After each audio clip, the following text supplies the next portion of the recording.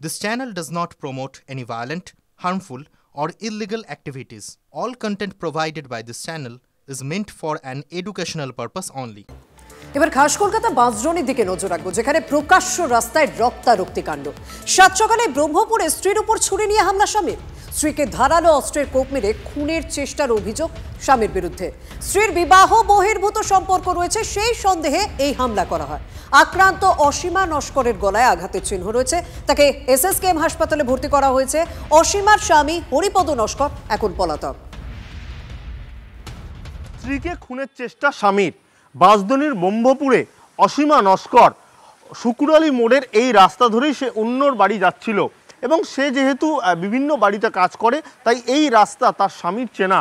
হরিপদ নস্কর আজকে হঠাৎই তার উপর চড়াও হয় এবং অভিযোগ যে একটি ছুরি দিয়ে তার গলায় আঘাত করে। পরবর্তীকালে তার ছেলে তাকে হাসপাতালে নিয়ে যায়। বর্তমানে এসএসকেএম হাসপাতালে অসীমা নস্কর চিকিৎসাধীন। বাঁশজনি থানা পুরো বিষয়টা তদন্ত করছে এবং পুলিশ সূত্রে খবর এই হরিপদ নস্কর বর্তমানে পলাতক। ক্যামেরায় সূর্যেন্দ্র সুশোভন, TV9 বাংলা। মা আমাকে ডেকে দিয়ে ডেলির মতো কাজে যাচ্ছিল। এবারে কাজে থেকে মা হঠাৎ ফোন আসে মায়ের ফোন থেকে আমার কাছে, যে নাকি এরকম মায়েরকে বাবা গলা কেটে দিয়ে চলে গেছে। ঠিক আছে, তো আমি ওইখানটায় রীতিমতো যাই, গিয়ে দেখছি মা চেয়ারের মধ্যে বসানো আছে, গলায় কাপড় দেওয়া। ওইখান থেকে আমি আবার অটোতে করে মাকে ইয়েতে এনেছিলাম, ভাঙড়ে এসেছিলাম। ওইখান থেকে আবার এখানে আনা হলো। মায়ের এখান থেকে এইখানটা এরম ভাই কেটে দিচ্ছে, বাবা পিছন থেকে এসে এরম ভাই কেটে দিয়ে পালিয়ে গেছে। ছুরি বা কিছু একটা দিয়ে কেটে দিয়ে চলে গেছে।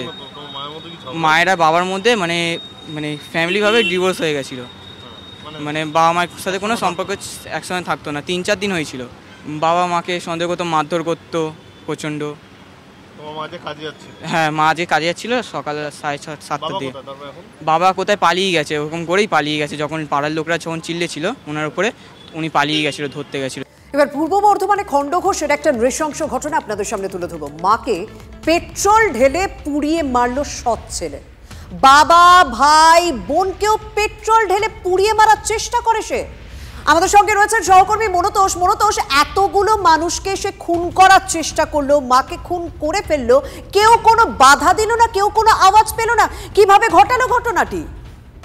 দেখো, যেটা জানা গেছে যে ভোর রাতে যখন সবাই ঘুমাচ্ছিল ঠিক সেই সময়টিকে বেছে নেয় এবং সেই সময় তার বাবা মা, সৎ বাবা, যে সৎ বাবা, সৎ মা এবং তার সৎ ভাই বোন দুজন তারা একটি ঘরে ঘুমাচ্ছিলেন। সেই ঘরটিকে বাইরে থেকে তালা বন্ধ করে দেওয়া হয় এবং তালা বন্ধ করে সেই ঘর থেকে আগুন লাগিয়ে দেওয়া হয় এবং একটি আগুনে যখন তারা আহত হয় তখন চেঁচামেচি শুরু করলে স্থানীয় যারা মানুষজন রয়েছেন তারা কিন্তু ছুটে আসে তাদেরকে ওই ঘর থেকে বার করা হয় এবং বার করে তাদেরকে বর্ধমান মেডিকেল কলেজ হাসপাতালে চিকিৎসার জন্য নিয়ে আসা হয় এবং ওই চিকিৎসা চলাকালীন স্ত্রী সন্ধ্যা মিস্ত্রি তিনি কিন্তু মারা যান এবং বাকি 3 জন, কৃষ্ণপদ মিস্ত্রি এবং তার এক সন্তান বাদল মিস্ত্রি এবং এক কন্যা সুমিত্রা মিস্ত্রি, এই 3 জন এই মুহূর্তে গুরুতর আহত অবস্থায় তাদেরকে উদ্ধার করা হয়েছে, তাদেরকে হাসপাতালে পাঠানো হয়েছে। ইতিমধ্যে যা খবর পাওয়া যাচ্ছে, এই সৎ ছেলেকে গ্রেপ্তার করেছে পুলিশ।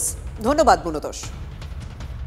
সৎ ছেলে, সেই ছেলে তাদের নিজস্ব ব্যক্তিগত সম্পত্তির বিষয় নিয়ে হচ্ছে বিবাদ। সেই বিবাদের পরিপ্রেক্ষিতে ছেলেটি থাকে কিন্তু অন্য জায়গায়।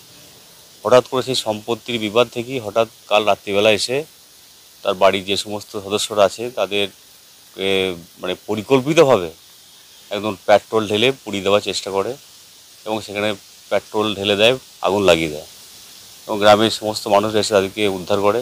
কিন্তু বর্তমানে একজন ওনার যে হচ্ছে মা, সে মারা গেছে এবং যিনি আজকে পেট্রোলটা ধরিয়েছিলেন তিনিও আজকে মানে 90% বার্ন হয়েছে।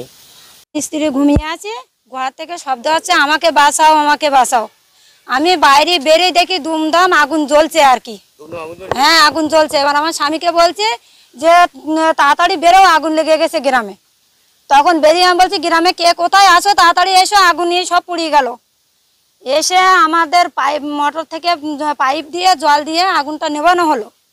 যেয়ে ঘরের মধ্যে যেয়ে দেখলাম 2টো মানুষ একবারে পুড়িয়ে আছে। বাড়িটা পোড়ার ঘটনা শুনে আমি এখানে এলাম। এখানে এসে দেখতে পাচ্ছি যে বাড়ির কৃষ্ণপদবাবু, ওনার নাম কৃষ্ণপদ মিস্ত্রি, এবং তার ফ্যামিলি, তার স্ত্রী, তার ছেলে, এরা এই ঘরের মধ্যে ছিল এবং তারা এই আগুনের মধ্যে 4 জন ছিল। মেয়েটির কিছু হয়নি দেখলাম, জাস্ট একটু হাত টাত পুড়েছে।